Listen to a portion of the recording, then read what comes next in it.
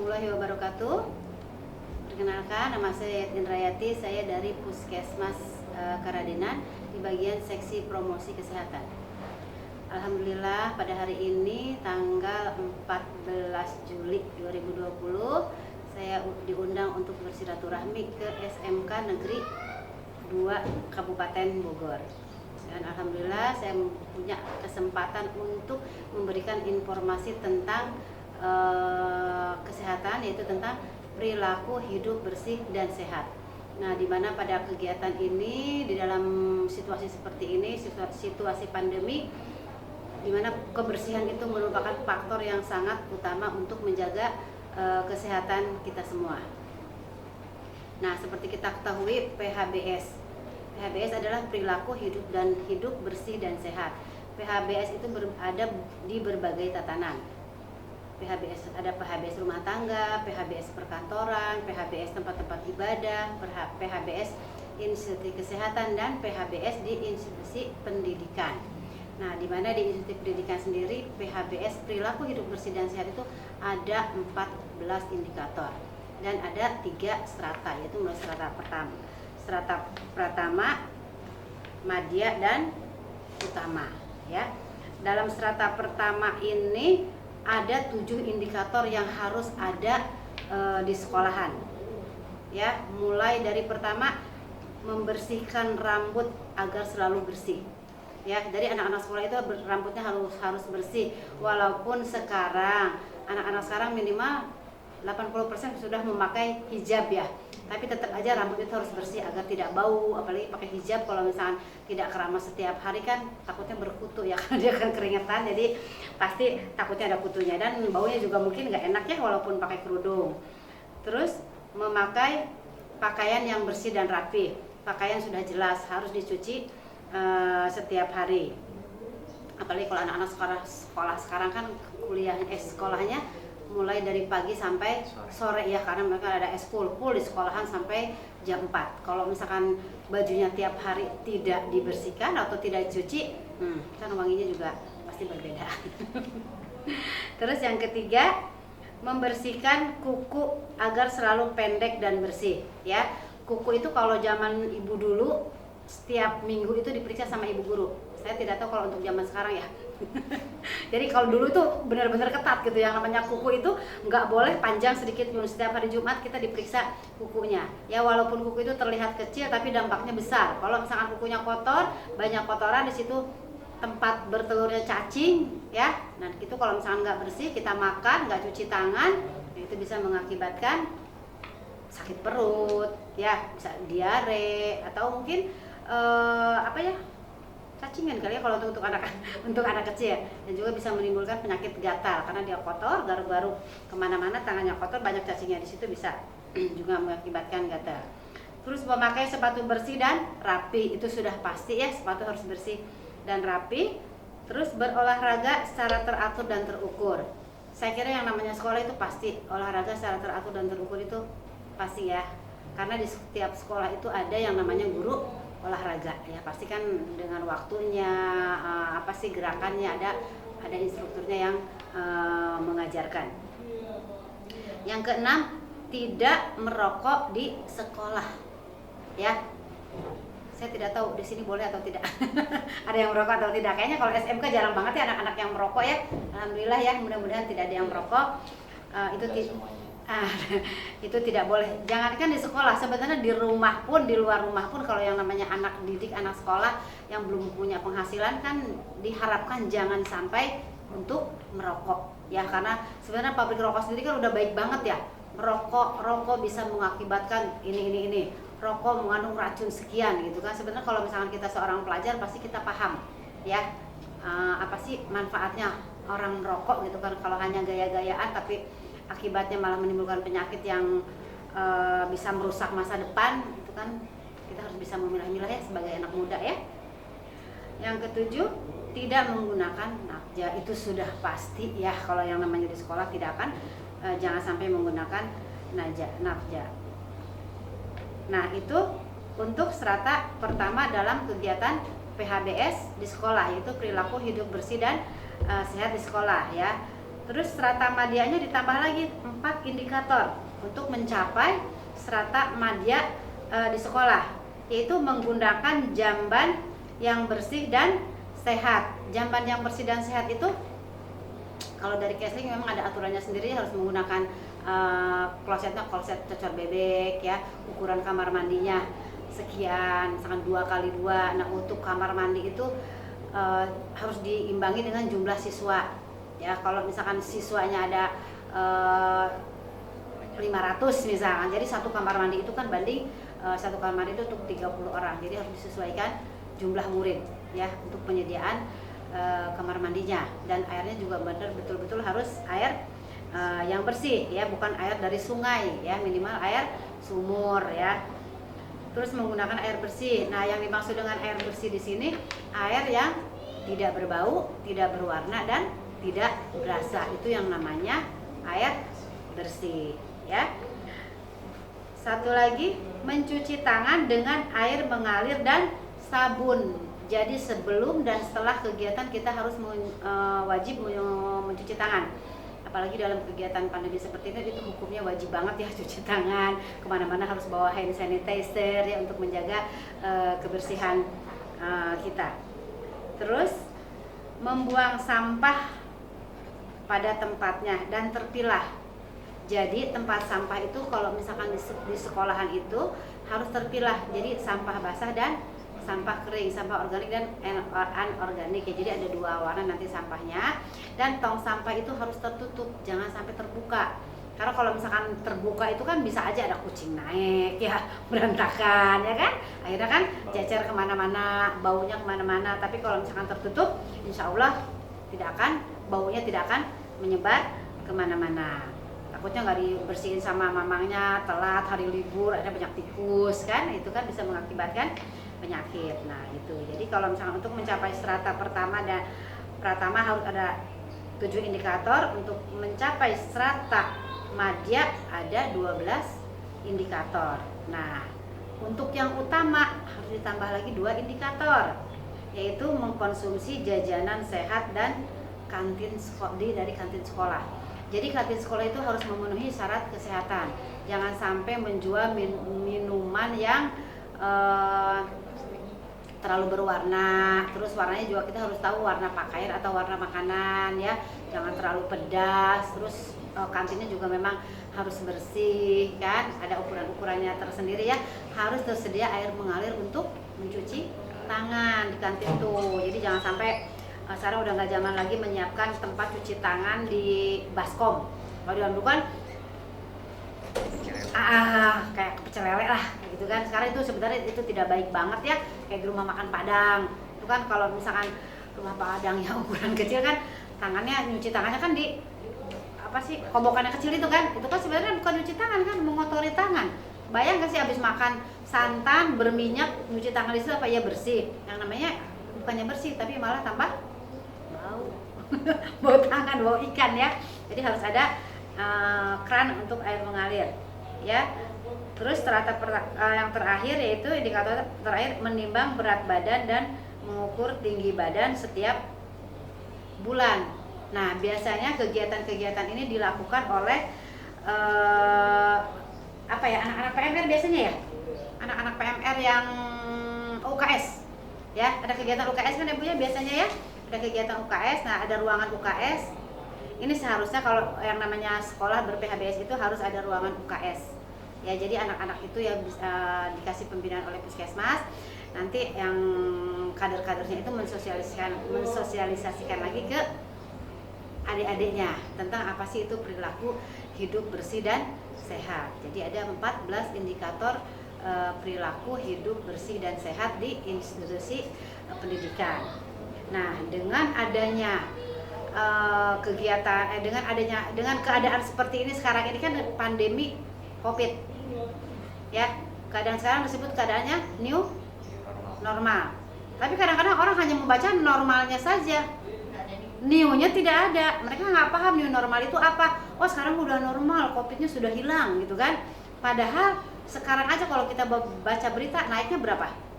Sampai 7.500 penderita sehari, sampai 1000-an ya. yang naik ya, apalagi di Surabaya ya banyak banget itu. Nah itu harus mengikuti aturan-aturan. Jadi dengan new normal itu kegiatan kita seperti biasa. Misal kita ke pasar, yang kerja boleh kerja, tapi dengan syarat harus ada protokol kesehatan. Ya, new normal tidak hanya diberlakukan di Indonesia, tapi seluruh dunia ya harus sekarang sedang melakukan new normal.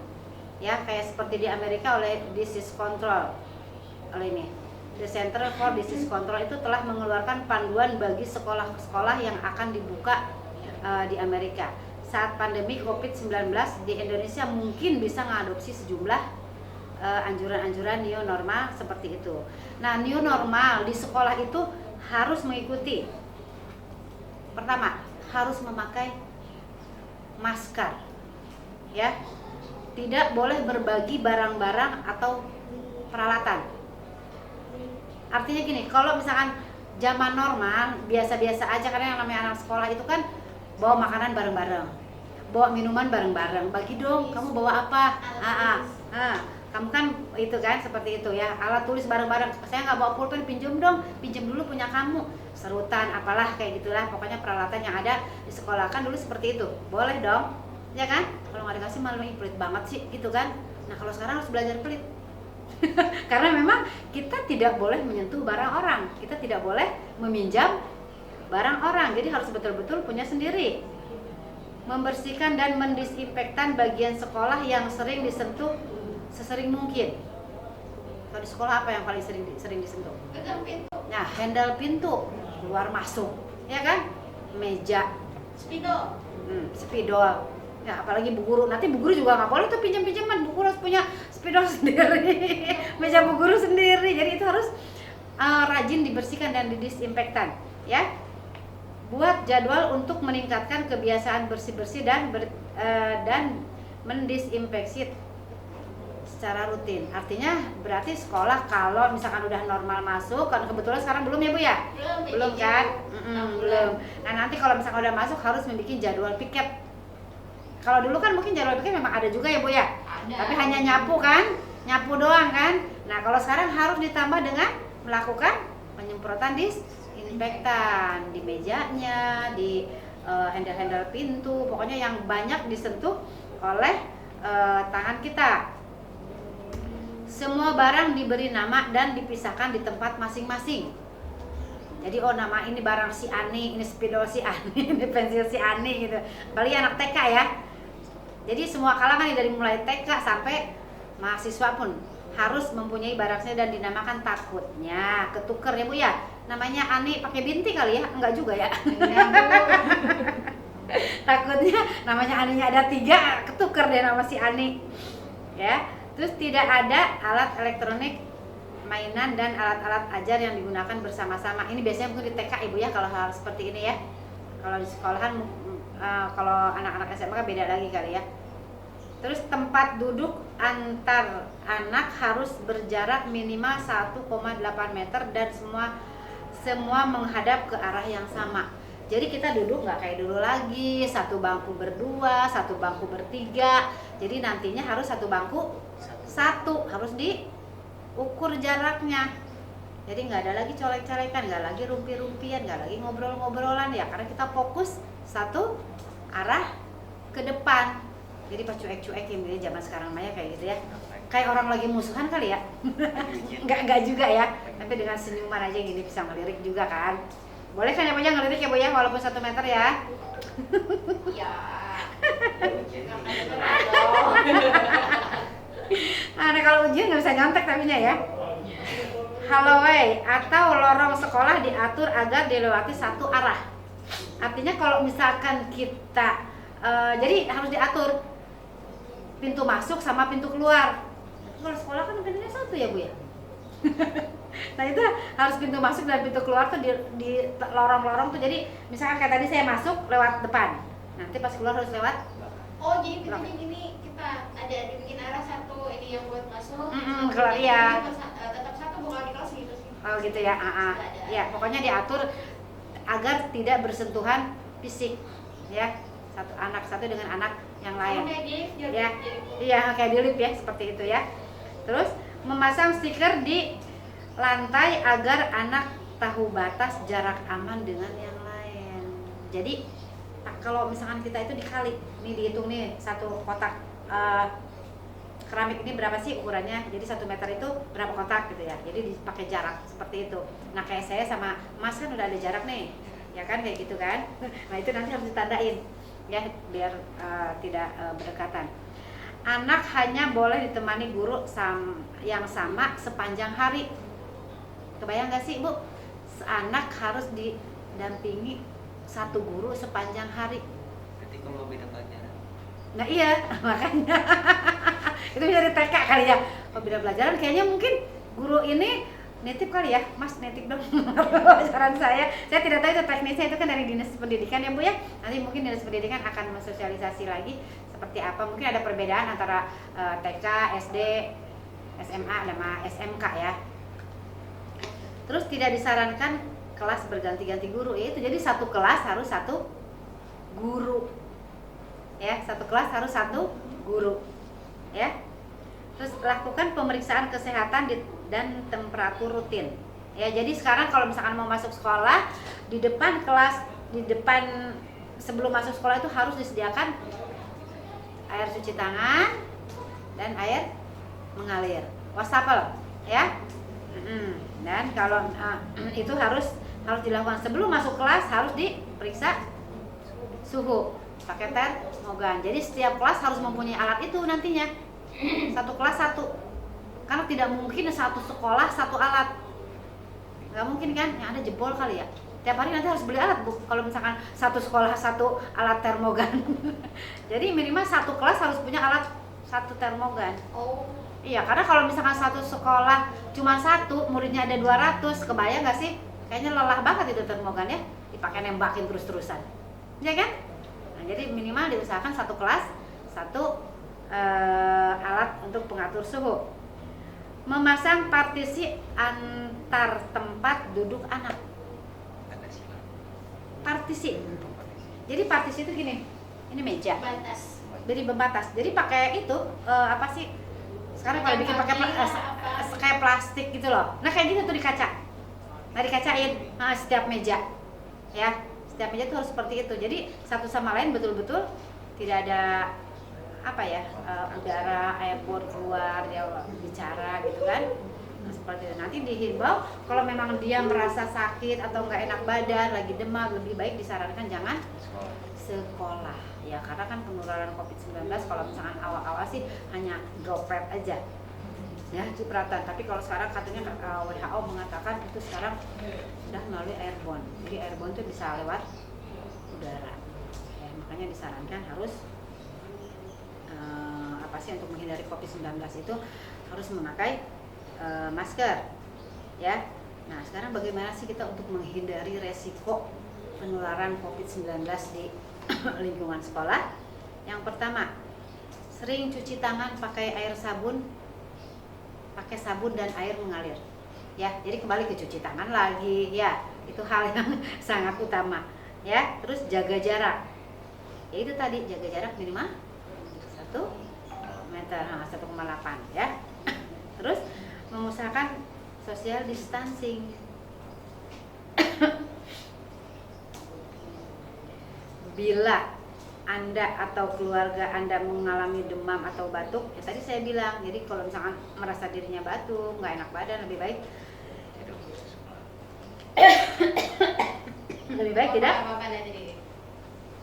tidak sekolah ya.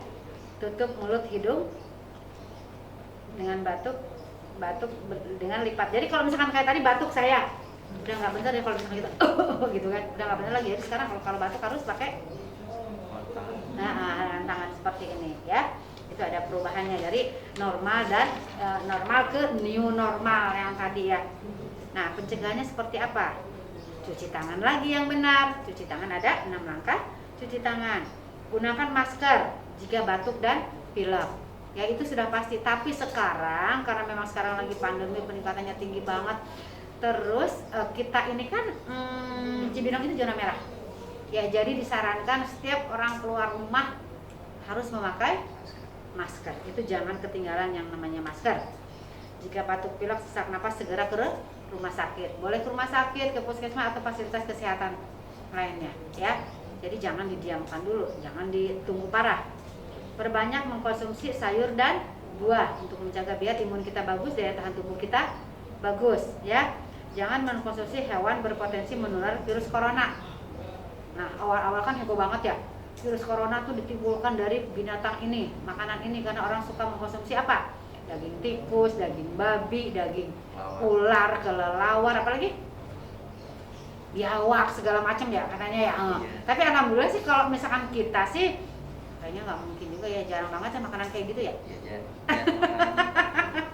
Ya nggak ada ya kita, insya Allah ya. Terus rajin olahraga dan istirahat yang cukup. Yang terakhir kita harus jangan stres ya. Tambah lagi banyak doa. Gitu kali ya. Nah, kita kan dari tadi cuci tangan, pakai masker. Jadi kita pakai masker juga. Kadang-kadang orang pakai masker keluar rumah sekarang banyak banget yang cuek banget kan nggak pakai masker ya. Dengan alasan apa? Sesak. Iya kan? Nggak betah. Kan karena memang tidak terbiasa. Nah, sekarang kita tanya, lebih baik nyesek kena Covid apa lebih baik nggak nyaman sedikit pakai masker? Daripada sesak napas karena Covid, pakai oksigen malah lebih sakit kan. Lebih baik hanya sebentar saja kan kalau misalkan kita keluar ya. Jadi cara memakai masker itu maskernya di muka, jadi ininya tuh dilipat dulu gini. Nah ya, ditekuk dulu, ini kan ada yang kerasnya, ditekuk baru di sini, jadi nggak nyesek, jadi ada udara di sininya ya. Jadi jangan langsung plak seperti itu ya, karena kalau orang langsung aja, jadi ditekuk dulu ininya ya. Nah sekarang kan diwajibkan kalau misalkan kayak yang saya pakai ini kan namanya maskernya masker medis ya. Kalau misalkan yang di luar non medis kan diharapkan sekarang harus memakai apa? Yang kain ya, itu harus dipakai setiap kali kita keluar rumah ataupun kegiatan supaya kita tidak terkena penyakit Covid. Nah, biasakan cuci tangan pakai sabun itu dari tadi ya. Ya, dari mulai PHBS dianjurkan cuci tangan ya. Ditambah lagi sekarang dengan adanya pandemi Covid, yang paling utama itu cuci tangan pakai sabun, memakai masker, jaga jarak. Itu yang paling utama ya. Nah, tadi batuk juga sekarang pakai etika. Kalau dulu kan batuk cuek aja, orang batuk cuek aja ya, orang nggak peduli. Tapi sekarang kalau misalkan di angkot deh ada orang nggak pakai masker terus batuk, kayaknya kita takut banget ya, kayaknya jijik banget yang ngelihatnya gitu loh. Kalau dulu kan cuek aja kan. Coba kalau misalnya kita naik angkot nih, ada 3 orang atau 4 orang, yang 3 orang memakai masker, atau datang satu lagi nggak pakai masker, kayaknya sebelah aja udah celingukan ngelihat, padahal itu kode banget gitu loh. Oh kok itu nggak pakai masker ya, jadi kayaknya rasanya gimana gitu kalau sekarang kalau lihat di angkot orang nggak pakai masker gitu loh. Kok kayaknya nggak paham banget. Boleh lah mungkin ya, kadang-kadang orang ke puskesmas juga ada yang, sekarang apalagi ke tempat fasilitas kesehatan, ke puskesmas wajib memakai masker. Kalau tidak memakai masker jangan harap mau dilayani oleh puskesmas. Di fasilitas kesehatan lain pun seperti itu ya, jangan harap. Kadang ada orang yang mengatakan, saya mah kuat bu, udah nggak mempan kena Covid, udah nggak takut. Dia yang kuat, tapi kenapa dia tahu di tubuh dia ada virus apa? Kan dia menularkan ke orang lain. Orang yang bicara sama dia, kena sama dia, ngobrol sama dia kan belum tentu juga ya. Jadi kita minimal harus menjaga diri kita sendiri dan orang lain, supaya orang lain tidak terkena sakit karena kita kan takutnya kita kelihatannya sehat, nggak ada gejala apa-apa, atau kita karier. Jadi kita, tubuh kita kuat, orang lain yang nggak kuat dengan virus yang ada di dalam tubuh kita ya. Nah, batuk juga ada etikanya. Ada 5 etika batuk. Pertama, gunakan masker. Kedua, tutup mulut dan hidung dengan lengan atas di bagian dalam. Jadi begini ya kalau batuk ya. Masa ya kalau sama si Rapatar ya, Rapatar aja anak kecil pinter banget kalau batuk ya. Tutup mulut dan hidung dengan tisu ya. Jangan lupa membuang sampah pada tempatnya. Cuci tangan dengan menggunakan sabun dan air mengalir. Nah, membuang sampah itu sekali lagi saya katakan harus di tempat sampah yang tertutup. Ya, jangan di tempat sampah yang terbuka ya, takutnya virusnya malah menyebarkan ke orang lain ya. Oke. Nah, jadi di sekolahan kita harus sekarang ayo lakukan 3S. Apa itu? Pertama, selalu jaga jarak. Kedua, selalu pakai masker.